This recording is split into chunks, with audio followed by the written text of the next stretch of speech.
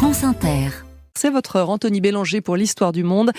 15 pays des Caraïbes se réunissent aujourd'hui pour discuter de la situation chaotique en Haïti. Oui, une réunion d'urgence de CARICOM, le bloc régional à laquelle ont été invités la France, les États-Unis, le Canada, le Brésil et l'ONU. C'est dire si la situation est grave. Et elle s'est encore dégradée ce week-end au point que l'ambassade américaine a dû évacuer nuitamment une partie de son personnel. Depuis le 29 février, les gangs qui patrouillaient déjà dans une partie de la capitale, Port-au-Prince, se sont unis et sont passés à l'attaque en profitant d'un voyage à l'étranger du Premier ministre Ariel Henry. Depuis, ils avancent méthodiquement. À l'heure qu'il est, ils ont pris le contrôle du port de la capitale et assiègent le principal aéroport du pays, empêchant même le Premier ministre de rentrer. Ce week-end, ils s'en sont pris au Champ de Mars, le quartier des ministères, des ambassades et de la présidence. On estime qu'ils contrôlent 80% de Port-au-Prince et qui commencent à s'étendre dans l'arrière-pays. Que recherchent ces gangs armés ? Alors, ils ont deux objectifs.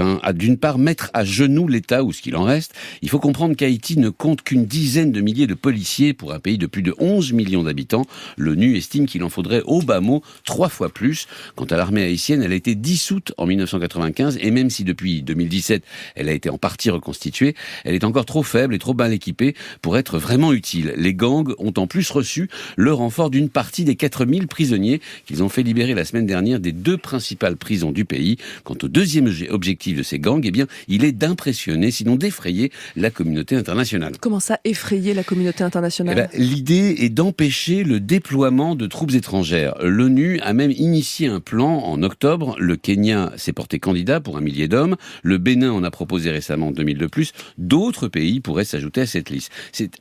C'est exactement ce que veulent éviter les gangs haïtiens, d'où leur démonstration de force, qui est aussi une menace adressée à ces pays. Et pourquoi autant de pays s'intéressent à ce point à Haïti ? En fait, les pays de la région, mais aussi les États-Unis et l'Europe, ne veulent pas laisser Haïti sombrer dans le chaos et le crime organisé. Le pays se trouve pile au nord du plus grand producteur mondial de cocaïne, la Colombie.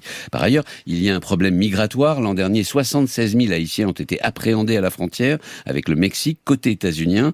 C'est un tiers de plus que l'année précédente. Enfin, il y a aussi une question de prestige pour les États-Unis, surtout, qui ne peuvent, sans dommage sévère à leur réputation de gendarmes du monde, laisser des gangs les défier aussi effrontément dans leur arrière-cour géopolitique. Anthony Bélanger.